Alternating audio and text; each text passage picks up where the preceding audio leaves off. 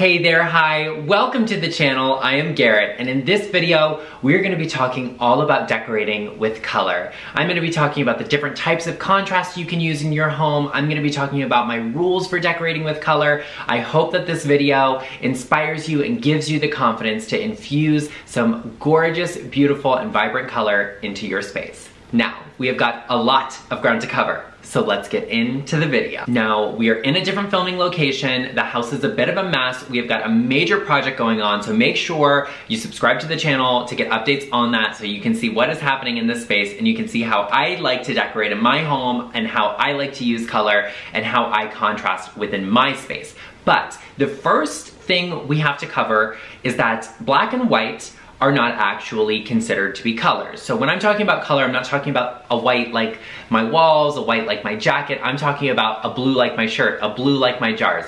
We're talking about bold and serious color, like her little scarf on this picture above me that you can't actually see because it's cut off, not the point. We're talking about serious color. So when we talk about black and white are actually gonna be considered non-colors or a little bit more like neutrals. So just keep that in mind as we go through this. I'm gonna use black and white as examples, but just keep in mind that these are not the colors that we're using in your home. We're gonna use other colors, things that are fun and things that are popping out and standing out because that's what color is all about. So the first kind of contrast we have is high contrast, of course. This is what I use in my home. This is what I love. I love bold colors. I love bold color schemes. I want for things to stand out. So something that's gonna stand out is a blue like this. I have it paired with white, which makes it even more bold. We also have something like this gold chair here, which it's against me and my jacket, which is white. It's against the wall, which is white. It's against my chest here, which is brown. So it is standing out and it's popping out, despite the fact that it's actually just a metallic. You can have these bold colors and use them in more neutral ways. So a high contrast color scheme doesn't necessarily have to be about sapphire blue and white. It doesn't have to be about red and green. It can be about gold and brown. You can have really high contrast color schemes that use neutral tones as well. So something like white and brown. That's a high contrast because you have two dramatically different colors. You can have things like red and green, Christmas colors of course, but those are high contrast colors. Orange and green, purple and green. I like green. So green is in florals. I love green to incorporate it into my space because it is high contrast. Like you can see here in my little floral arrangement behind me. Very high contrast. It pops out. It stands out because of that high contrast color scheme. Now something else that is going to be used in a bold or high contrast color scheme are going to be bold patterns. Patterns typically have these bold color schemes in them where there's a high contrast between colors. These colors are going to be opposite from one another on the color wheel. Some of these colors will be pure hues, some of them will be really bold colors. Even if they're next to each other on a color wheel, they will still be high contrast because it's just about an extreme difference in color. And that high contrast is really beautiful, it can be really successful, but it can be very intimidating. So I want you to have the confidence to use this in your home. Now the next thing we're going to talk about are lower contrast color schemes. These color schemes are still going to be a difference in color. We're still going to be using the same colors as we would in high contrast, but we're going to now start to use more muted tones. These are going to be more subtle, a little bit more subdued, but we're still going to have color. We're still going to have the purples and reds and blues and oranges and greens. This is going to be very indicative of something like transitional design, where we see a lot of muted tones that work really well together, that flow seamlessly, that create a very sumptuous feel, but still incorporates color into a space. This can be used in all sorts of colors. This is where we're gonna see lilacs and blush, and this is where we're gonna see burnt oranges and umbers, and a lot of really, really beautiful tones are in this color scheme, this low contrast. We're still gonna have contrast in that color scheme though. That's really, really important to keep in mind, is that we wanna have a difference. So maybe you'll pair it with a white or a grayish taupe or whatever, but maybe you'll pair it with a grayish, and that way you just get this more muted effect. And you can put two muted colors together, like a green and an orange, but they're gonna be very subtle and subdued, and so this is where we might see a burnt orange and a hunter kind of a green. These are color schemes that are gonna be low contrast, but we still have that difference in color. Unlike the next type of contrast I wanna talk to you about, which is more subdued color. I actually talked about this in my How to Get This Designer Style video. This was all about Athena Calderon from I Swoon. I talked about how she uses subtle contrast to really get this effectiveness across. This is where we see a lot of muted and natural tones of the earth. We're gonna see browns and taupes, ivories, creams, ecrues, all sorts of these muted and earth tone colors. We're gonna see a lot of natural materials used in this, like marbles and woods. Because we are using these earth colors, we want it to feel very natural, we want it to feel very flowing, and we might have one or two pops in that color scheme, like green from florals or flower arrangements. We might have a little something here or there, but that one piece of color is gonna be very, very minimal, very, very limited. So this is more subtle and it's more subdued. We want it to have extreme flow and we don't wanna have an extreme high contrast. So something we might do in this color scheme is black and brown. We might do white and beige. So these are gonna be close in tone, close in color. They're gonna flow really well together. There's still gonna be that little bit of contrast in them, but it's not extreme, it's not a lot, it's very, very minimal. This is gonna have a very relaxed feeling. It's gonna allow the eye to process things. It's gonna allow the eye to process things slowly, but it is going to allow the eye to flow and encompass things, and our minds really are good at processing this because it's very simple and it's very easy to understand. So some other color schemes you might have in this are gray and taupe. You might have a black and brown. You might have a brown and tan. And a lot of these color schemes are really just different shades and tints of the same color. And that's where we get this kind of subtle contrast from, where things are very flowing, very easy to take in, very minimal, and that they have a really simple flow to them. Now, the next type of contrast I want to talk to you about is no contrast. No contrast is what we would call monochromatic. So monochromatic is essentially color schemes that are all of the same. We have very, very slight differences in shade, in tints, in tones, but for the most part, everything is really gonna be the same color. Now, when we have this, where we incorporate contrast is actually in texture. So when you see this, maybe there'll be a high gloss wall or a flat wall versus a velvet or a linen, and in the same color, and you're gonna get contrast within those textures, because in the absence of color, what you are left with is texture. So in all black space, you're gonna see the texture of the materials, of the finish, and you even have a really interesting concept with this where you take a lack of color, like painting an entire room black, and all of a sudden the trim now pops even more because it has that textural contrast. Because we see shadows within the details of architectural moldings and tufting and things like that, you actually get more contrast. It's more visually interesting to the eye. Monochromatic can be done really well. However, most people find it to be a little bit either over the top or they find it to be a little bit too bland for them.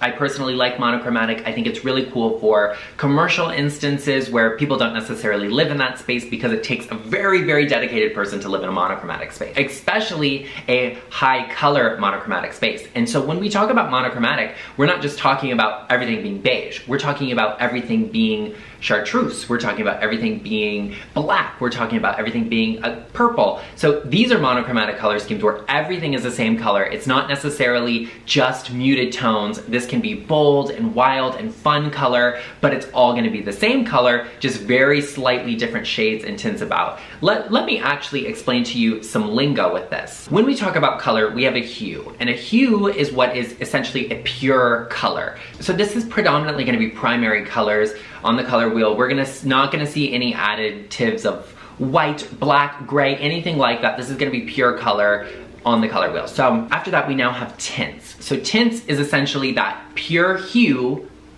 plus white. And so these are gonna be lighter colors. These are gonna be like the lilacs, the blush, the beige. These are tones that incorporate white. They are more subtle, they're more subdued. It tones down a color. Now, if tint is a hue plus white, then a tone is a hue plus gray. These are also gonna be muted colors, softer tones. That gray is gonna be equal parts white and black. So we're just taking that color and we're just bringing it down. We're just muting it a little bit. That's all a tone really is when it comes to color. Now, a shade is a hue plus black. So we have tints, tones, shades, and hues. The hue is what's gonna be those darker, deeper colors that are a little bit more, they look as if they're just darker colors. They're just darker colors. It's a color plus black. If you want to make a color darker, you add black to it. If you want to make it lighter, you add white to it. If you want to make it a little bit less impactful, you add gray. So these are what all of this color lingo is. I just want you to have a clear understanding of what I'm saying when I'm saying it. That way you get the whole picture. Let's talk about my rules of color. This isn't something that was directly taught to me. It's not something you're gonna read or see online. It's something that I've taken over time. I've kind of just studied it. I understand it. You know, I love to do style breakdown videos. If you want to see breakdowns on your favorite designers, head over to the channel because I love to do these breakdowns to help you understand what your favorite designers are doing and how to get those looks in your home for less. But this is something that I've always really done. I've always really loved to take apart and dissect style and see what designers do and see how designers create the spaces that they do. And I have developed these set of rules over a period of time that you'll find them in just about any designer's work. And so this is just how you mentally process things and what is easy for you to understand, easy for your brain to understand and process. Now let's get into the rules. The first of these rules is that black and white don't count as colors. These can be used neutrally, they can be used in any space. I incorporate white and black into my home. They are really great if you have high color contrasts in your home, if you like to use a lot of bold colors and you like to use a lot of different colors, because these are going to be neutral. They are effectively going to minimize the space. They're gonna allow those colors to be loud and bold, but they're also gonna draw things back. They're gonna provide grounding elements to a space. So white walls are gonna allow your colors to be more vibrant. Black floors or white and black floors, black heavy pieces like a black baby grand piano like I have, I'm looking at it right here. They provide a grounding element to a space that are going to allow the eye to focus while still embracing all of this color. So black and white don't count as colors, but they are kind of essential to using these colors. You can also use other neutrals in these colors. We're gonna talk about that a little bit more. Now, another thing to keep in mind is that metallics and metals also don't count. However, they do count if you use more than 2 different types of metals. So I don't want you to just have all sorts of different metals clashing in your home. I want you to stick to kind of 2 of them. So for me, it's definitely gold and silver. I like chrome, I like gold. I'm gonna use them in different ways, but I'm gonna be consistent about how I use them. So for silver, I like silver light fixtures. I do have some gold light fixtures, but I'm gonna incorporate silver light fixtures with my home. I have crystal chandeliers that are chrome, and I love them, but I like gold also, so I'm gonna use gold picture frames. You can see I have a gold chair here. Gold is in the hardware on some cabinetry and some furniture pieces. I also have gold doorknobs in my home. I love gold. I'm gonna try and use a somewhat I'm gonna try and use a gold that has a luster to it. I don't want super shiny or polished, but I also don't want it to be matte. I want it to have a luster. I want it to have a little bit of reflectiveness. That way it has a bold contrast with the silver, the chrome in my home, because I really like polished silver. Now the only time I think it doesn't matter with metallics in your home is if you have like stainless steel appliances. There's just no getting around that, and we're kind of used to it. They're matte silver, so I like to contrast them in a different way, but you can also have good flow with them. But you don't ever really want to use more than 2 types of metals, and that can be black and white metals, that can be silver and gold, any combination of them. Just stick to 2, that way you are limited, but be consistent about how you're using them in your space. I also like to minimize in the wood tones I use. I like to only stick to 2 wood tones. I want them to have the same base color, but then they can be very different. I want them to be different tones. I want them to be on very, very different tones actually, but I want them to have the same base tone to them. So you can see I have a very brown piece behind me. It looks a little bit more red on camera. In person, it actually has a more yellow base to it. So the floors I have, they are actually a vinyl that looks like a French oak because it has a very soft, yellow brown undertone that works really well with these pieces. So in spite of the fact that there is high contrast in that wood tone, they flow together really well. So I want you to use wood that has very similar tones to it. This is something that my watch this before you paint video is gonna help you with so much, because I really go into the depth and undertones within color, and that video is really gonna help you to find colors that work together and create good contrast that have similar base tones. I'll link the video below, be sure to watch it. So I like to use these 2 wood tones. If you have a very brown or yellow wood tone compared with a red wood tone, you're gonna have a lot of clash to it. I like to steer clear of red wood tones. I prefer these more brown base tones. Now, let's talk about color. Colors in your home, I want you to stick to 3 main colors. Now there are some places where you're gonna have colors that are slightly different, and places you can incorporate this in are floral arrangements, there'll be the covers of books, there'll be artwork. Like you can see behind me, she has a little red thing on her dress. Well, she kind of has like a red shawl. It's beautiful, but it's red, and I don't really incorporate red into any other place in my home, but I have it in artwork. And the same thing, I have orange artwork, I have green artwork, I have artwork that has a lot of color in it because I like for it to be standing out and popping and being a little bit bold. Now the colors I want you to use in your home, well, there aren't specific colors, but I want you to stick to 3. So for me, those colors are blue. Of course, I love sapphire blue. They're gonna be beige because I like beige. I think it contrasts really beautifully with white, with black, with the blue. And I'm also gonna incorporate green in limited elements within my home. So a lot of this is floral arrangements. I have a rug that has little accents of green in it. I like green because it is of nature. It brings that in. Green is a really beautiful color. You'll see me wear it. You'll see me incorporate it into my home because I really like it. Now I'm gonna use that in a more limited capacity. So I have 2 main colors. I have this beige color. My sofas are beige. I love to incorporate beige. Like I have this beige book here. Really beautiful. I like to use that because it's a neutral. And then I'm gonna pair that with one more bold color like the sapphire blue. I love blue velvet. I have blue velvet pillows. I have blue velvet rug. Well, the rugs aren't blue velvet. I have blue velvet drapes. I love blue velvet because it's very rich. It has a beautiful luster to it. And the green, like I said, I like to use that in a more limited capacity because it's gonna be for things like floral arrangements in my home. I'm gonna have small accents here and there because I don't want to overwhelm everything else I have going on. Now, when I talk to you about different types of contrast, I incorporate a number of them into my home. So for example, I love high contrast. That's gonna be blue and this beige color. That's gonna be blue and white, blue and black, really bold colors. Actually, blue and black is not a really bold color scheme because this is a deeper blue. Paired with black is actually a little bit more of a subtle color scheme. But then I also have white pillows on my beige sofas, so that once again is subtle, like this white jar on this beige book, that's subtle. So you want to incorporate different elements of these contrasts within your home, within a space, within each other. That way you get a really layered and cultivated feeling space and it doesn't feel overly staged. You can have black paired with gray and then have a high contrast white in it. So you have all of these contrasts you can build and layer together between both subtle and high contrast. That way you get a layered feeling space. Now, I want you to remember to stick to these 3 colors. If you're gonna go for more bold colors, one of those, you probably wanna have it be a neutral, whether that is a brown, a beige, a tan, a taupe, a gray. That way you get another grounding element to contrast those bold colors off of. Or even if they're not necessarily bold colors, maybe you say, I really want mint and blush. Well, they work really well with gray, so maybe